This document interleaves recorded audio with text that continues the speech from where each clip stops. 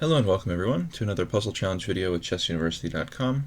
This is Ryan Murphy presenting today's puzzle video, and I'd like to start as normal with the solution to yesterday's puzzle before we proceed with the new stuff for today.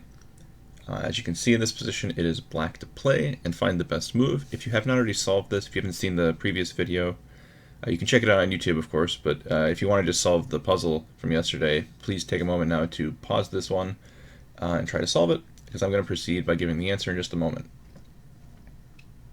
Alright, I will assume people have paused, otherwise last chance to do so.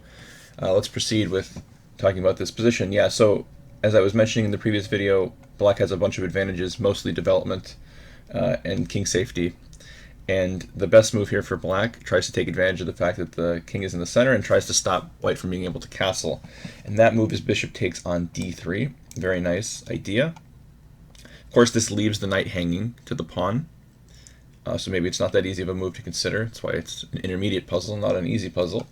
And the main point, of course, is that if pawn takes, we simply recapture pawn takes, and we can already see, without even calculating much further, we can already see this is quite dangerous for white. And yeah, the problem is simply just lack of being able to castle. And you're going to take on e3 against most moves that white can play.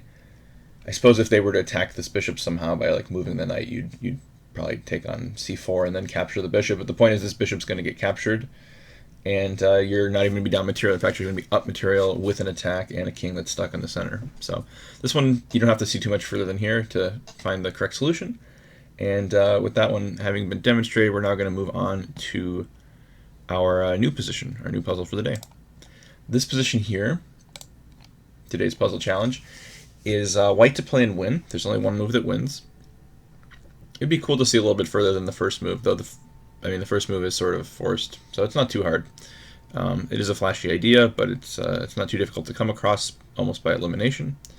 And it comes to us from a tournament played online between a 17 and 1800 rated player in a 10+5 time control. So, and as I said, this is an intermediate puzzle, so intended audience is probably under 1500. And yeah, so I said white to play and win. If you see it, you solve it. You can post your solution either on YouTube, share your ideas there with the community, or you can go to chessuniversity.com by checking the link in the YouTube description. If you post your comment on the official post on the website, you can get reward points credited to your account, which you can use to buy videos and courses and such. Alright, so I'm going to back up and show how the game progressed to this point, and then we will, we'll see how this one went. So this game started as a Sicilian, knight c3, g6, d3, bishop g7, bishop e3, attacking this pawn on c5, pawn to d6 defends the pawn, queen to d2, knight c6, long castles, and now a move that I'm not a huge fan of. I mean, I already like black's position here. I think this setup that white's gone for, like a sort of closed Sicilian pawn chain, not really fighting for the center aggressively, and castling into the scope of this bishop, looks very dangerous to me. But the next move that black plays, I think, is not good, and it really gives white some hope. So h6 is definitely not a good move. It basically makes this pawn into a target, and it makes it very difficult for black to castle.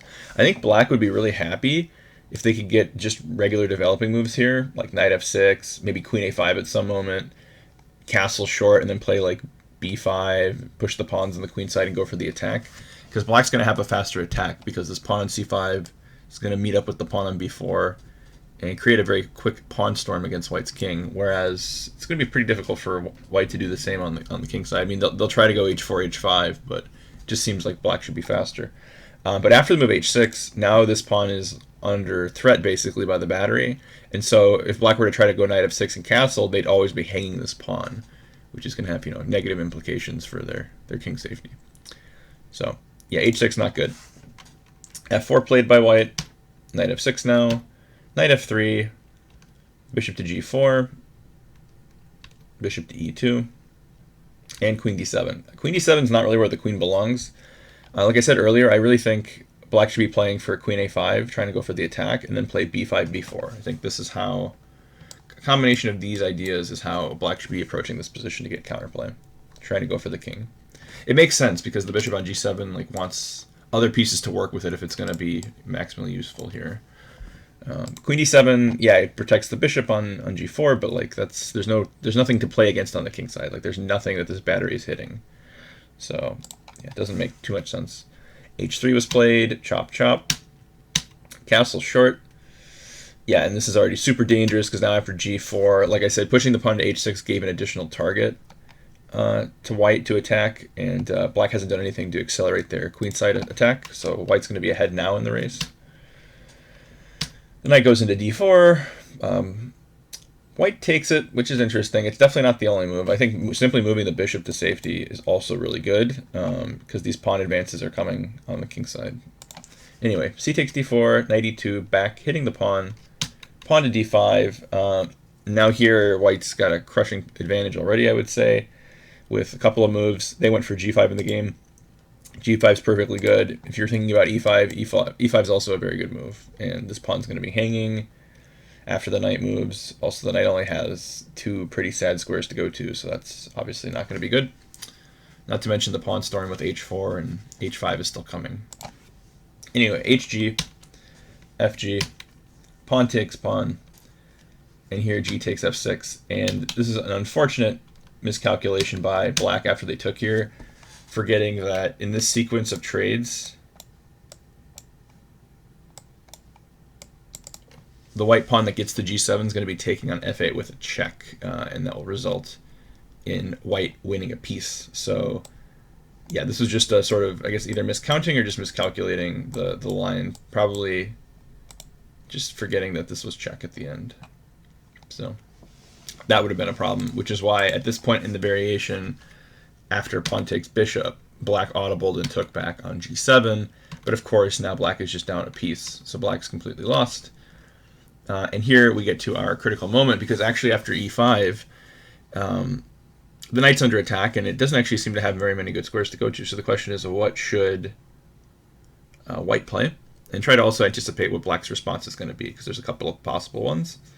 But in response to basically all of the logical black responses to white's next move, white has a winning reply. So hopefully you guys can see that. Again, if you want to make an official comment on the website, check out the link in the YouTube description.